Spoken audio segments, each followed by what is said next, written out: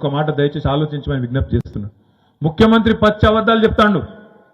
పోయిన తాప వర్షాలు పడలే, అందుకే కరువు వాతావరణం వచ్చింది, నీళ్లు లేవు, అందుకే పంటలు ఎండిపోతున్నాయని దగుల్బాజీ మాటలు, దొంగ మాటలు మాట్లాడుతుండు. మీరు లెక్కలు తీసుకొని కావాలంటే మా తమ్ముళ్ళు ఇక్కడ చదువుకున్న వాళ్ళు వీర్నపల్లి మండలంలో చాలా మంది ఉన్నారు. యూట్యూబ్లో కొట్టుండ్రి, గూగుల్లో కొట్టుండ్రి, మీకే తెలుస్తుంది. పోయిన వర్షాకాలంలో 14% అధిక వర్షపాతం పడ్డది తెలంగాణలో.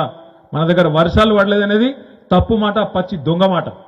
నడపరాక చాతగాక ఇలా పంటలకు నీళ్ళు ఇచ్చే అవకాశం ఉండగా ఇచ్చే ఇష్టం లేక ఇలా పంటలు ఎండుతున్నాయి తప్ప ఇది కాలం తెచ్చిన కరువు కాదు, ఇది కాంగ్రెస్ తెచ్చిన కరువు అనే మాట నేను మీకు విజ్ఞప్తి చేస్తా.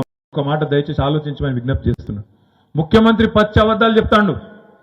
పోయిన తాప వర్షాలు పడలే, అందుకే కరువు వాతావరణం వచ్చింది, నీళ్లు లేవు, అందుకే పంటలు ఎండిపోతున్నాయని దగుల్బాజీ మాటలు, దొంగ మాటలు మాట్లాడుతుండు.